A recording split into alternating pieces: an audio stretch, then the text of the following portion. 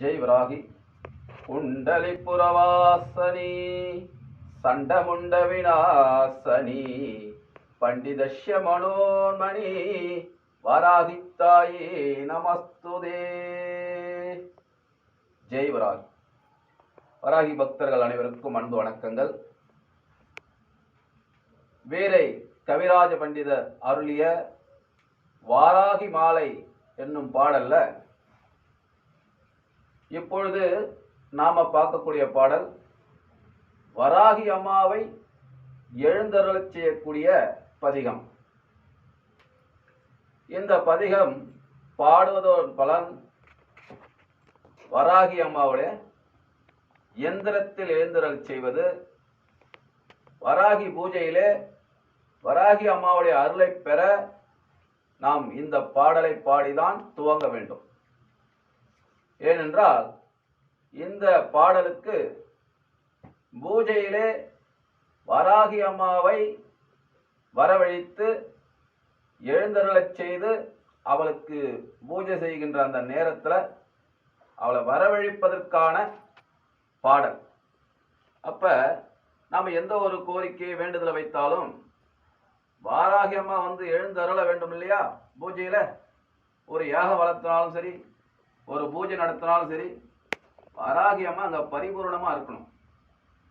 அப்படி இருப்பதற்காக வீரை கவிராஜ பண்டிதர் அருளிய அந்த பாடல்தான் வராகி அம்மாவை ஆகாவனம் செய்யக்கூடிய பாடல், எந்திரத்திலே ஆகாவனம் செய்யக்கூடிய பாடல். இந்த பாடலை இப்ப நாம பார்ப்போம்.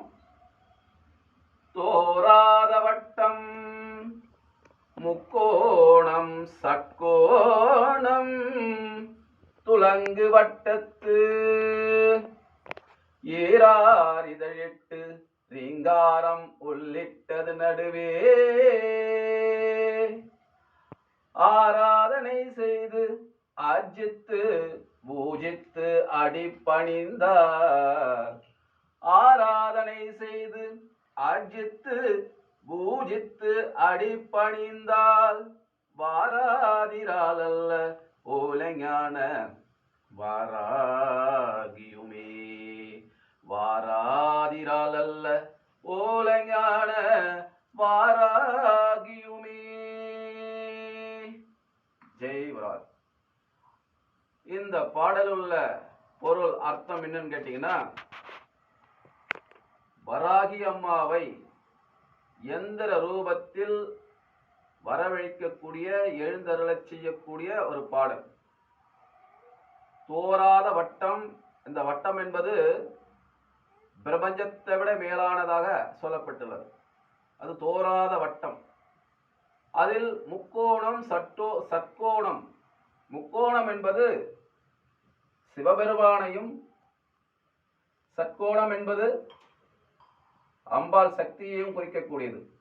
கீழ்நோக்கி இருக்கின்ற முக்கோணம் சக்தியை குறிப்பதாகவும், மேல் நோக்கி இருக்கக்கூடிய முக்கோணம் சிவபெருமானை குறிக்கக்கூடியதாக அமைகிறது. அப்ப அந்த எந்திரத்திலே சிவசக்தி ஐக்கியமாகிறார். ஓராத வட்டம் முக்கோணம் சட்கோணம் துலங்கு வட்டத்து ஈரார் இதழிட்டு. இந்த ஈரார் இதழ் என்பது 8 திசையும் கட்டி காக்கக்கூடிய அட்டதிக்கு பாலர்களையும் அட்டதிக்கு சக்திகளையும் அந்த எந்திரத்திலே எழுந்தருளச் செய்வதுதான் ஈரார் இதழிட்டு. ரீங்காரம் உள்ளிட்டது நடுவே. ரீங்காரம் என்றால் வாராகி அம்மாவுடைய பீஜை மந்திரங்கள். அந்த பீஜை மந்திரத்தை அந்த எந்திரத்தில் எழுதி எழுந்தருளச் செய்து இந்த பாடலை பாடுவதன் மூலமாக வாராகி அந்த இடத்தில் பரிபூரணமாக எழுந்தருள்வாள் அப்படின்னு வீரை கவிராஜ பண்டிதர் சொல்றார். அதனால எந்த ஒரு கோரிக்கை வைத்து நீங்க அம்பாள் இடத்தில் இந்த பூஜை செய்தாலும் சரி, எந்திர ரூபத்தில் அம்மாவை வணங்க வேண்டி இருந்தாலும் சரி, இந்த பாடலை பதிகத்தை பாடி ஆரம்பிக்கும் போது வாராகி பூஜையை இந்த பாடலை பாடி ஆரம்பிக்கும். அப்படி ஆரம்பிக்கும் போது அம்பாளுடைய அனுக்கிரகம் பரிபூரணமாக கிடைக்கும். இதை பாடி பலன் பெறுங்க. மேலும் மேலும் இன்னொரு பதிவில் அடுத்த பாடலை பற்றியும் அதனுடைய விளக்கத்தை பற்றியும் அதனால் ஏற்படுகின்ற நன்மைகளை பற்றியும் சொல்கிறேன். ஜெய் வராகி, ஜெய் ஜெய் வராகி.